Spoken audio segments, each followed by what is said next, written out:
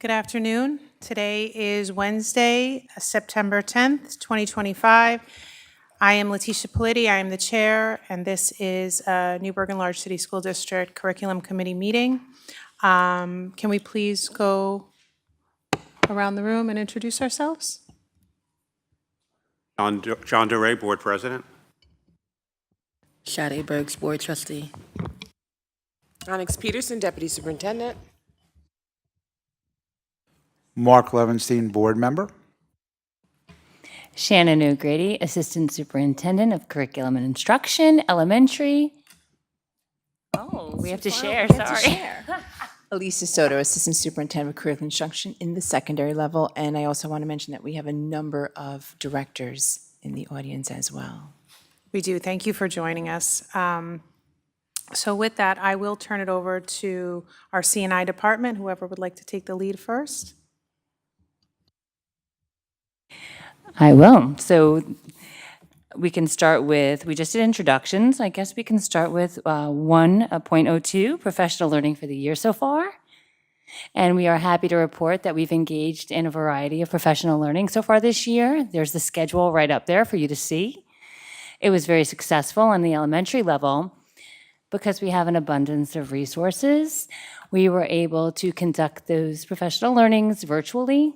I believe the teachers and staff really appreciated that because I think what folks, if you're not in the classroom every day, you don't realize that there's a lot of unboxing and organizing. And our folks really appreciated the ability to unbox the plethora of materials they received while receiving professional learning. And I'm so happy to report that it really didn't diminish the engagement. So fortunate to lead and serve a group of professionals here in Newburgh in the classrooms, and to see them so engaged in Handwriting Without Tears PD, and then at the same time be able to switch gears and talk about decodables and readables in Scholastic, and to be able to do that while at the same time preparing their beautiful classrooms. It was really encouraging, and I'm so glad that we're back here again. And that's the great thing about this profession. You get a do-over every year. It's like Happy New Year, right? So that's where we are with professional learning. And my colleague also had some wonderful professional learning, so I'll let her talk about that. Thank you, Shannon. And I'll also mention them a little later in our agenda, but we had a wonderful first day. All of our directors that are in our audience facilitated many of the professional development opportunities that we afforded our teachers. We also had a number of BOCEs facilitate these meetings. We had Orange Ulster BOCEs participate, PNW, Ulster BOCEs. And what we did is that we looked at our curriculum goals that we have designed based on our superintendent's vision, along with many of our building SEPs. And we incorporated that vision, that mission, those goals on the first day. And we're going to continue that professional development during the course of the year. We did not want to have these one-offs for teachers. We wanted them to see, this is our vision, these are our goals. We have our curriculum and instruction goals that we also introduced with them, and then they're going to see that. They're going to participate in professional development every month during their department meetings and additional opportunities that we're going to afford them, but they're going to see it during the course of the year.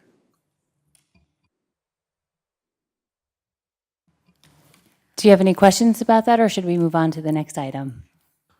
We can move on, but before we do, I think I've been rude. I'd like to ask our directors to please come up to the podium and introduce themselves. I apologize for not saying that earlier. Sorry, the mic next to Dr. Soto.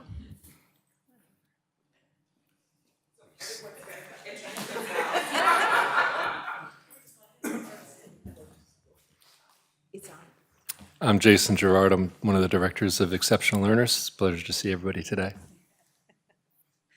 Good afternoon. Megan Sullivan, Director of Exceptional Learners. Hello, I'm Chris Herrera, Director of Athletics.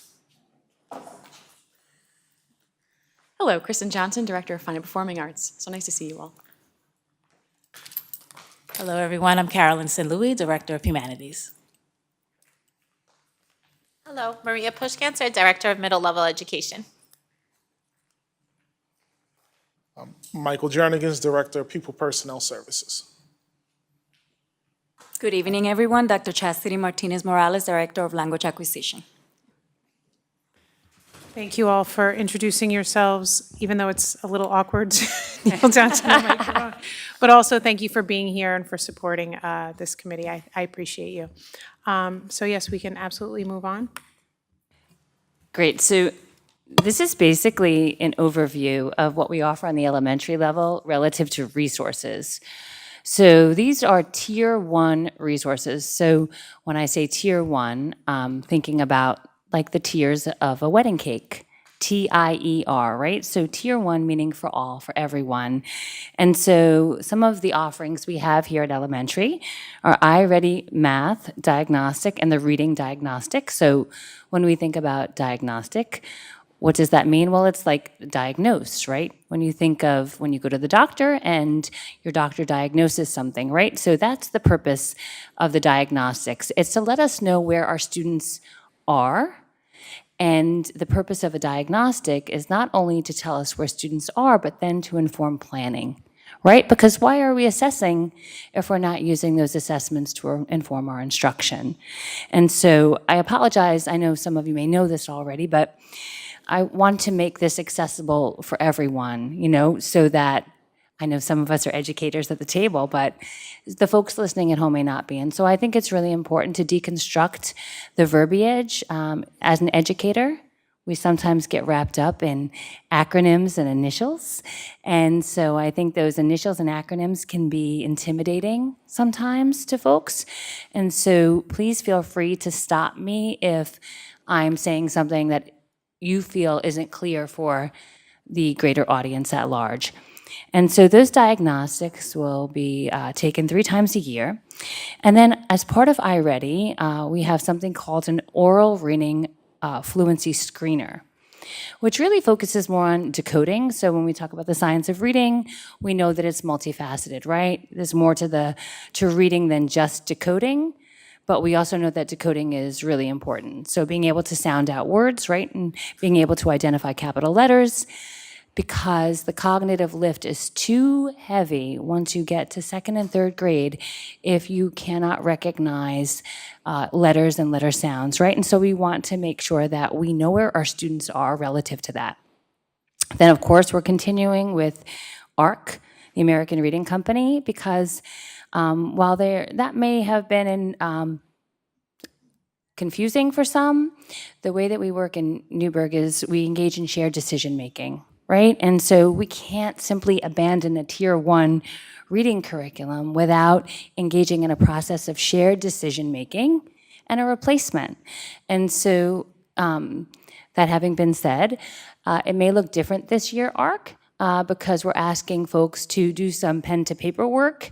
Not everything is available online, but that's okay because we have other supplements. We have the oral reading fluency screener, and we also have the diagnostics.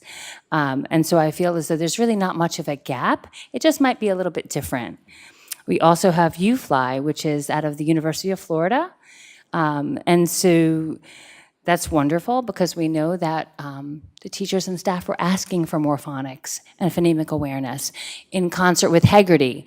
So, okay, so now I feel like I'm speaking in code, but Heggerty is a program, just so you know, a resource, where teachers and the students, it's really engaging, the kids love it, but it's really a spoken program. There's not much reading or writing, it's just a spoken program, a lot of repetition, a lot of repeating of the teacher, and it's really fun, and I would love to invite the board at some point to come watch that in action. I think you'll really love it. And UFly is, while of course there's some phonemic awareness, it's also phonics. So you're actually looking at letters and creating the sounds and then putting those sounds together. And because we realize that teachers have been given a bevy of resources all at once, I liken it to when my kids complain that I went out grocery shopping and there's no place to put all the food.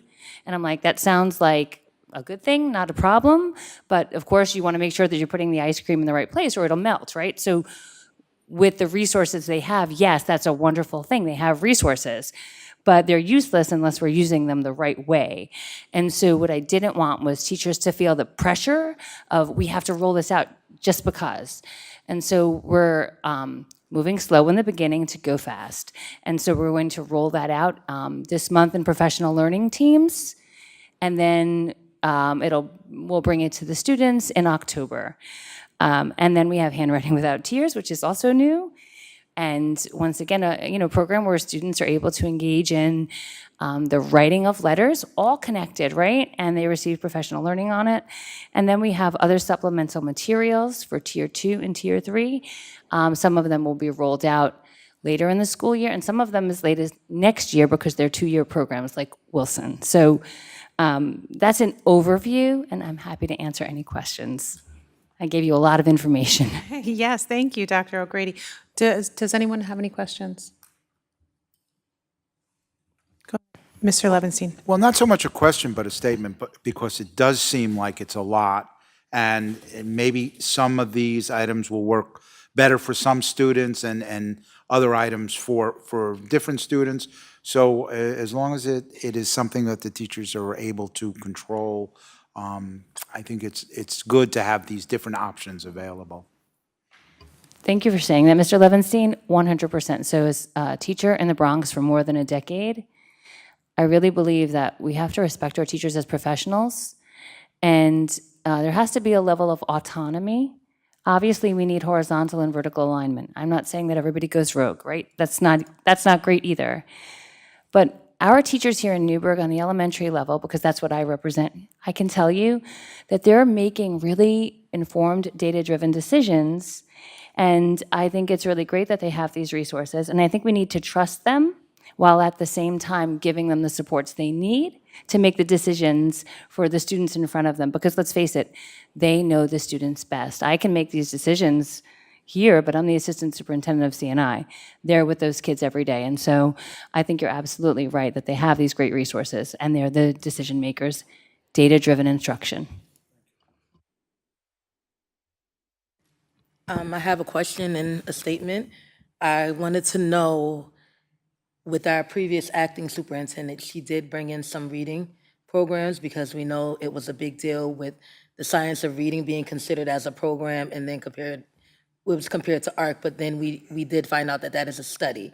So when she came in, she brought some, I think they were good ideas for reading programs. Are we getting rid of those? Are we keeping those? Because the complaints were that the teachers were not able to teach, they weren't being successful with teaching it to their students. And so as a TA, one of the most gut-wrenching things is not teaching my student, but not having them be able to comprehend. So are we giving them programs that they would feel that the kids are gonna be able to learn when they're teaching them? So thank you for that, Ms. Burke. So wonderful point. So the former acting superintendent brought in the Reading League to engage in professional learning, and the Reading League is a much respected resource. And so all of these are resources. And so to your point, we have American Reading Company. That's our Tier 1 because we simply cannot abandon a Tier 1 reading program without bringing in something else, but that's a process. And so you'll find this out later, or maybe you saw the agenda, but we are engaging in exploratory shared decision-making relative to choosing a reading program for either next year or the year to come, depending on that, because we cannot simply abandon that, right? And we have some of these resources. We have ARC as our Tier 1, but we want to encourage our teachers to make decisions that are best for their students. We very much respect our professionals here. So we're keeping the resources that the former acting superintendent brought in because they're resources and they're helpful, right? So now that we have them, we don't want to marinate in, oh, was that the best decision? It's here, Right. right? We have the ice cream. Let's put it in the freezer, right? So I hope that answers your question. It did. I can say that I'm happy that we are keeping the reading programs that she did bring in. As I was listening to you, it was, you said you gave us a lot, you did. So I just want to make sure for our teachers, they're given time to digest and implement these programs and that they're not, it's not just shoved on them for them to, do it all at once. Ms. Peterson? I think that that was one of the concerns that we were echoing, right? We knew we had a math curriculum that we had to implement. We have all these different resources, but everything is they're resources, and it's guided by standards in the state curriculum. So there's some instances where there are kind of a pinpoint where teachers are supposed to be working for, and the different resources help different levels. Reading is like cracking a code. I think that what's important to note is that one thing that is great is that we do have these wonderful resources. We've had the ability to purchase, invest in reading programs and supplementary resources for our community. I think that I think that this is probably the next bullet, is that we need to kind of pair it all together. Because what I see is that I have a lot of students, I have a huge district, and I have students that transfer from building to building.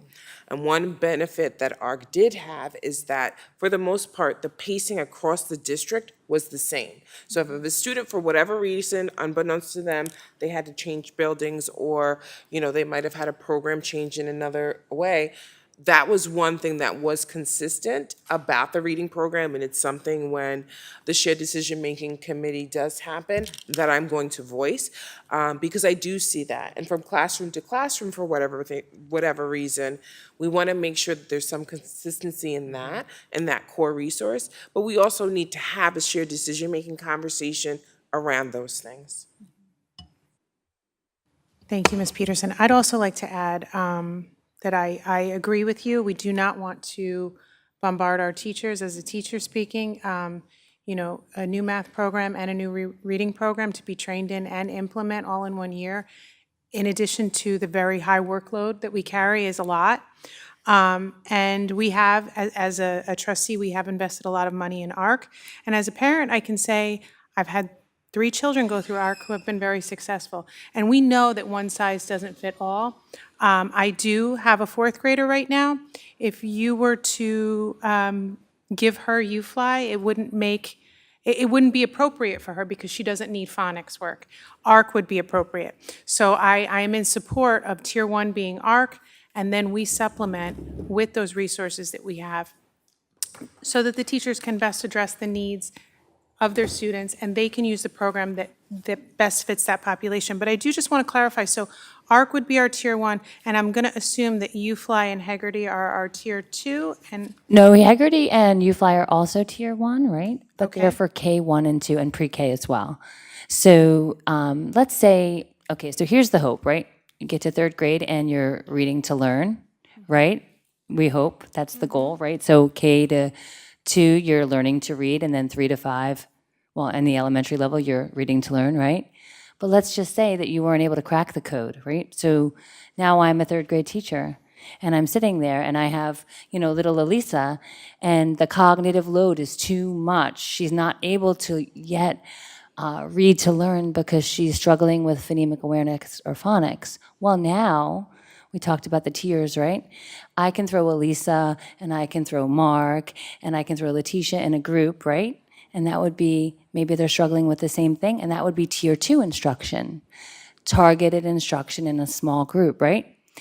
But let's say Letitia has had some trauma, and she's not getting it. Mark and Elisa are moving forward, and she just really needs extra support.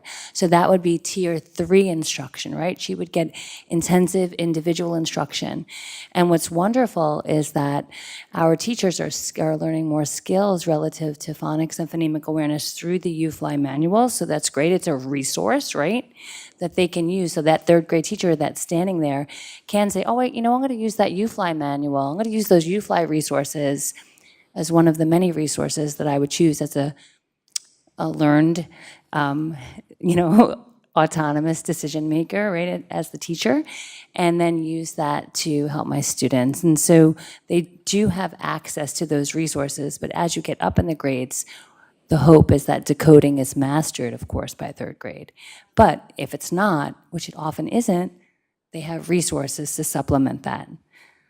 I hope that clarifies it. It does, and I'm actually really glad to hear that you're doing Tier 2 with UFly at pre-K 1 and 2, because that is proven to eliminate that need to do it, well, at least lessen the need to do it at a later age. And then we can always go back to it if we need to. You're kind of like taking the bull by the horns before we can get there. So that's wonderful. In Tier 3, I'm assuming we're using the same programs in a more concentrated, smaller group. Depending, in some schools, it depends on the need, right? So there's not what we love to, we were talking about this week, Mr. Duray and I, about personalized learning. So we want to respect our professionals, and so they can use Sondai. And then we were talking about, there are some folks now who are being trained in Wilson, as we know, not everybody. But so there's an abundance of resources. That's the wonderful thing about personalized instruction and about having a supportive group of leaders in this district, is that we understand, all of us have been teachers in some capacity, and we understand how important it is not to prescribe things so stringently that we're not meeting the needs of the child that's sitting next to us. So these are resources, and we trust our professionals to use them appropriately. Thank you. I agree. I think I can speak for myself as a board member. What I would like to see moving forward is to offer that training to all staff, elementary staff across the board, so that we are consistent in what we can offer. And also, I'd like to talk a little bit about the administration of iReady. And I'm not sure how it's done here, but I would like to see it done in a serious way, because I think that a lot of times, I shouldn't say a lot of times, but sometimes it isn't done in a serious way, and kids can just click through it, and you're not seeing their true potential. So just something from my end to hopefully be relayed is that we really want to see kids' true potential and see their growth. So that test is taken in a very serious way, not just administered during snack where it's loud and kids aren't focused and can do whatever they want to do. But thank you for all of that information, Dr. O'Grady. I feel very reassured in the direction that we're going, despite all the turmoil that we had last year. So would anyone else like to comment? Okay, we can move on to the next item, please. Oh my goodness, it's me again. Doing so much talking. So 1.04, shared decision making. So I hinted about this. So Dr. Manning Campbell started these conversations last year. So when I joined the district last year, and Dr. Manning Campbell asked me to stand up here probably about a year ago and talk about the science of reading and making it palatable and more understandable. My mother is she works for a doctor, right? She's an office manager.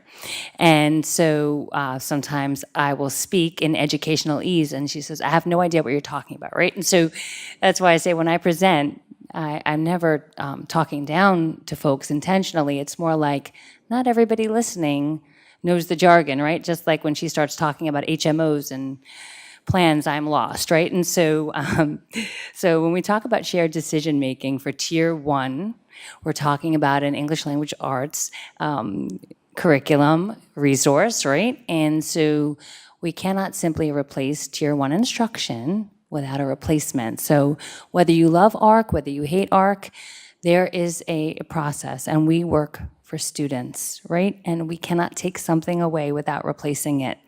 So to that end, as per Dr. Manning Campbell, and these talks were in discussion last year, she's fully aware of the needs, right, of our community. We were talking about this last year about engaging in exploration of different curriculum, different resources relative to Tier 1 instruction in English language arts. And so we're going to start that formally in October. I already met with Ms. Moran to engage in some shared decision making. And usually that leads to a few pilots, and so more to follow. And I'm happy to have any of you on this committee if you'd like to be on it as well. Any questions or comments? Okay. Moving forward. So really, curriculum plan for the year. So we wanted to make this clear. We can actually combine these agenda items. We're working on that, but on September 30th, we'll be presenting our plan for the year, basically to one of our wonderful community members' points. Where are we? And where are we going? So basically, so even though it's written here separately, we wanted you to know that in aligned to our superintendent's mission and vision and educational plan, we do have a curriculum plan for the year, and that is more to follow again. Thank you. That goes along with the next item, so I can stop talking. C&I presentation, September 30th.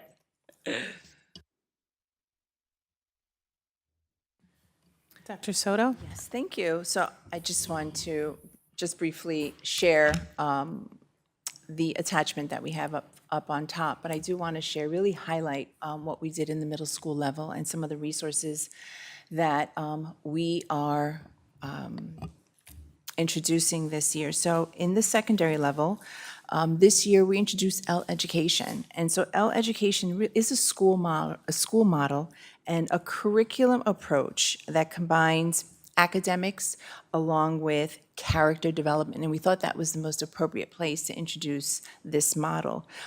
This particular PD supports our teachers in creating meaningful projects that combines the academics to real-world expectations, especially what we have in our community. In the PM session, we are thrilled to incorporate thinking classrooms in mathematics. So we purchased a book for every single teacher, and we had the folks from Building Thinking Classrooms come and visit us and provide professional development with our teachers. And the best way to describe it is, if you think of a math classroom, right, our students are typically sitting in rows. It's very teacher-directed. The teacher stands, she explains math problem, and the teachers mimic that problem. In this case, we are providing all of our teachers with whiteboards. Students are grouped. They have to have academic discourse about that math problem, really work through the problem, and then share out their learning. So I happen to think it is, in fact, a strategy that should be used in all of our classrooms, but we are piloting this program in our math classrooms. So that was all forwarded to our 6th through 12th grade math teachers. In the middle school section this year, we are also reviewing our iReady in math.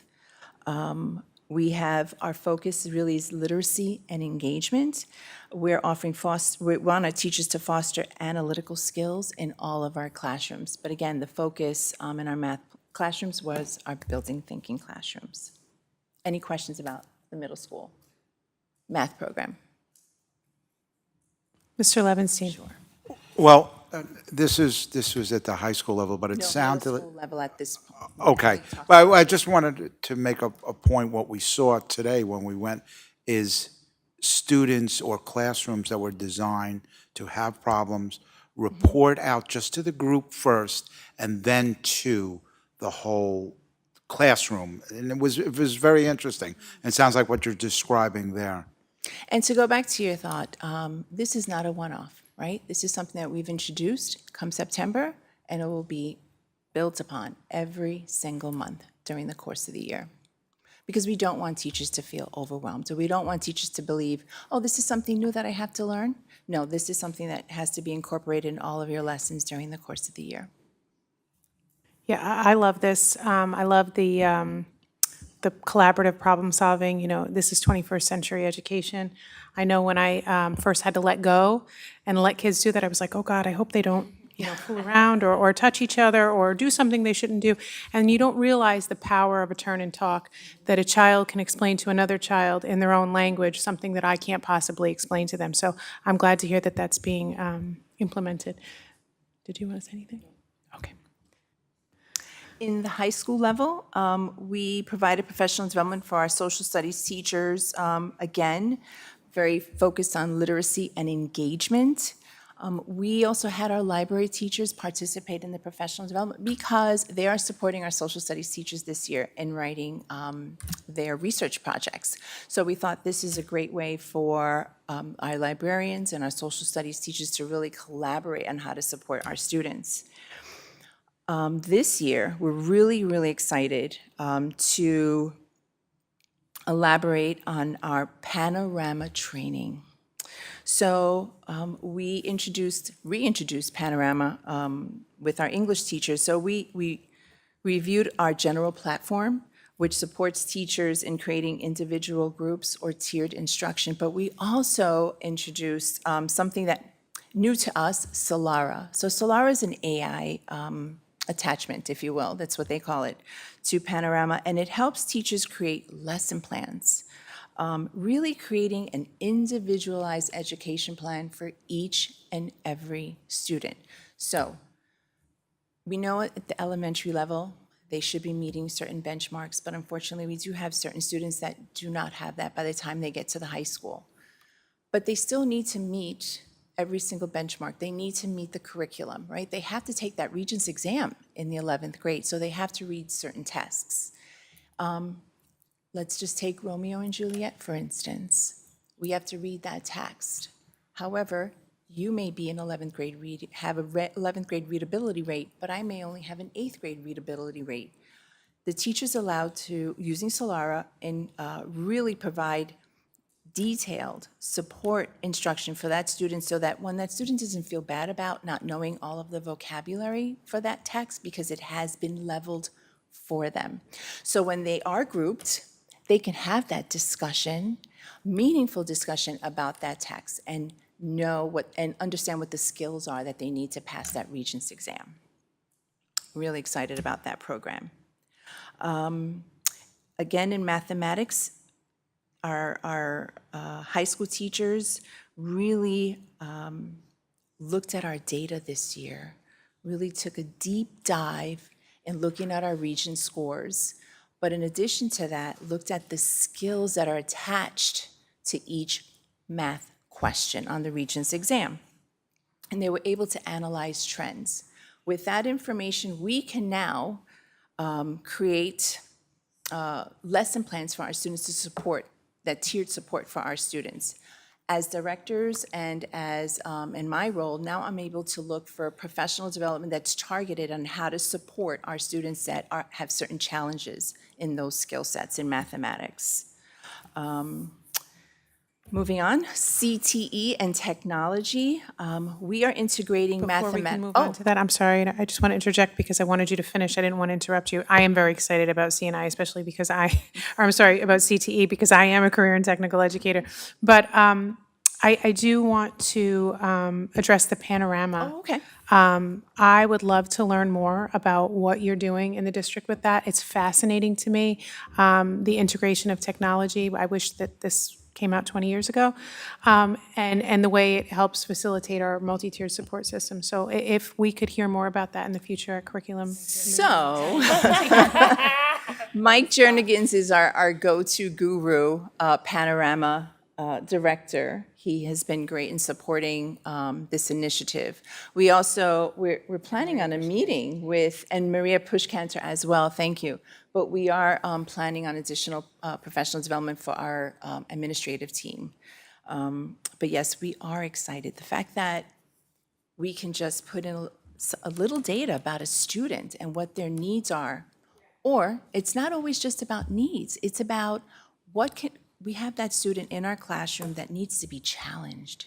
Okay, let's just put in what it is that they're really great at and how can I really develop their skills to bring them up to the next level. And then it generates a guide, an individualized education plan for that student. Can I just add something really quick? Sure. So this is the power of our directors. So I had an idea. It wasn't a good one. I wanted to create a spreadsheet. Right, for this data entry spreadsheet. And I said, this is what I want. This is how I want it to look. And Ms. Pushkanter said to me, great idea. She's very polite. But person who's higher than me in the food chain, I'm going to tell you that idea was great. It wasn't a great idea. She was lovely about it.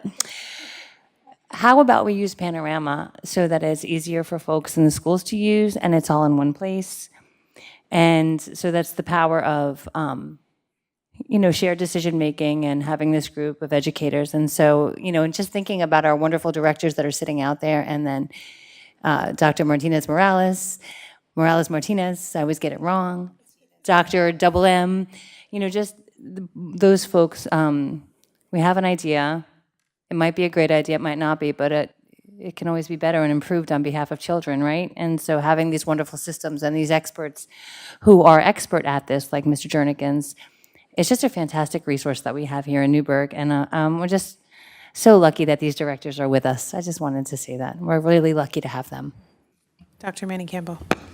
Thank you. I know it was a shameless plug for you, Mike, but what I think I'm hearing is that the board members and perhaps some members of the community would have great benefit from getting maybe a quick overview during one of our upcoming board meetings, perhaps not the 30th, but maybe one of the October meetings, if you can put together some sort of, Ms. Pushkanter says she will help you, some sort of, a quick presentation, and so that we can show everyone how amazing it is.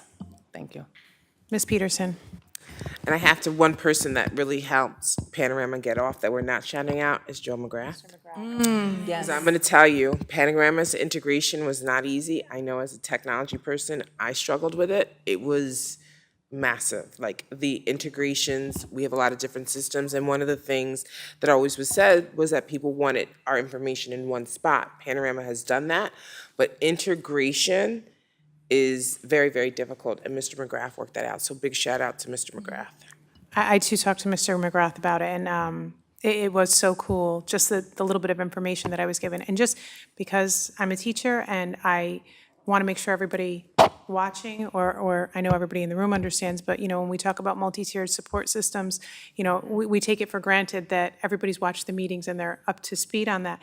It's really, Panorama is using a computer program to combine all of our information that we used to have to write on paper or plug into the computer. It solidifies it all together. And we're not just addressing students where they are academically, we're addressing them where they are socio-emotionally as well.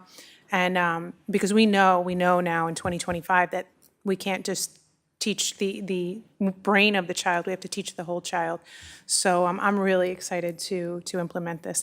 And I won't cut you off anymore, please. That's Dr. fine. Soto. That's fine. There's just one other thing I'd like to mention. These conversations started over the summer where we were looking at data. And oftentimes we present data, teachers and administrators, but it's quite flat, right? If a child receives a 1 or a 2 or a 3 or 4 on a Regents exam or a 3 through 8 exam, or they have a NICESLOT score where it's entering or emergency, that's flat. That doesn't really provide you with a whole lot of information. Where Panorama, it tells a story because every student has a story, right? And so what are we doing to support that child? So that's why we're really excited about Panorama. So in the CTE and technology world, we are integrating math. I'm sorry, Mr. Levinstein. I apologize. Go ahead, Mr. Levinstein. Just a quick comment, because I think, like Ms. Politi said, the teachers may understand how wonderful this is and see it. The parents may not, the community may not, non-educators may not understand how productive this is to make the students have better outcomes.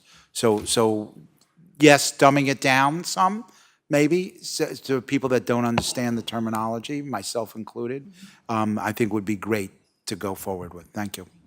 Working with FaceTime. Dr. Manning Campbell. Sorry.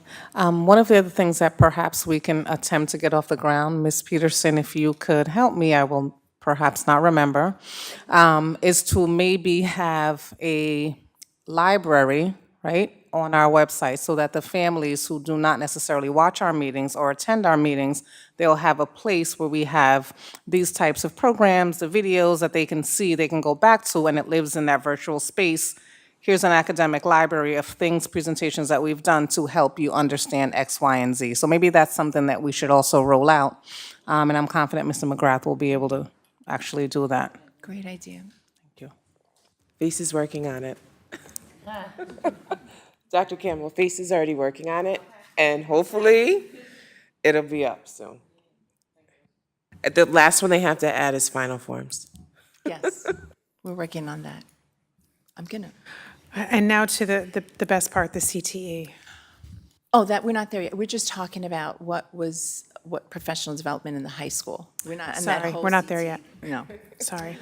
What I'd like to share, CTE and technology, is that we are integrating mathematics in CTE. So all of our graduates have to graduate with 3 years of math, right? So typically it's algebra and then geometry.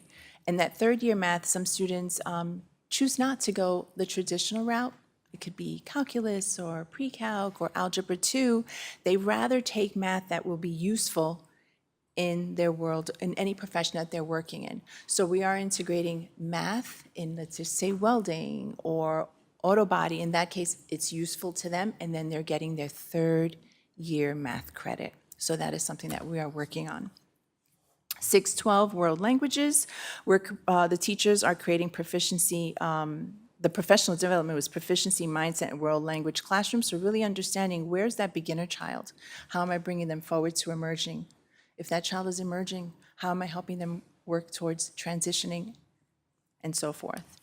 Our physical education and health teachers received updated New York State information on the new standards. And our K-12 fine and performing arts teachers really worked on defining their exit skills for all of our students, right? Any questions? No? Now CTE, I know. So that's the next item on our agenda. So we're really excited to report that our first advisory meeting for the year will take place on September 25th. We've sent out a canvas letter to all of our teachers, thanks to Union President Stacy Moran. And we will be sending out an invitation to parents who would like to participate in our advisory program. And we're also sending out invitations to community members who would like to be part of this planning project.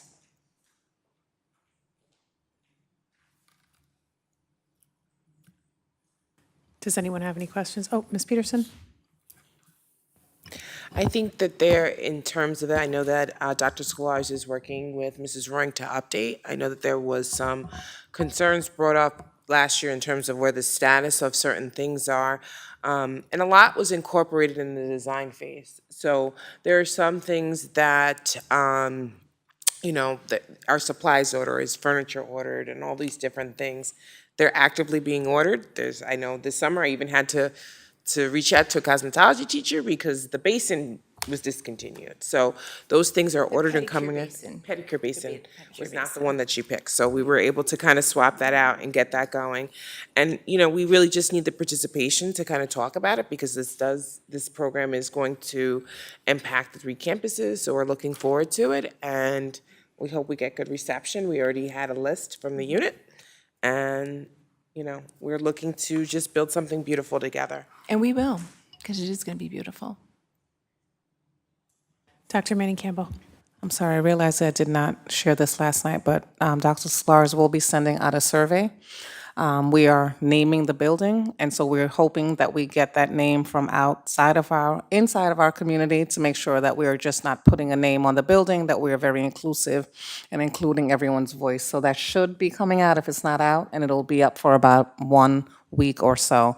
And then we'll have our name, because we need our name to apply for our beds code, because we do have a building going up and will be open by September. Thank you. Does anyone have any questions or comments? Okay. Very exciting. So would anyone like to make a motion to adjourn? Second. Everyone in favor, say aye. Aye. Aye, and this is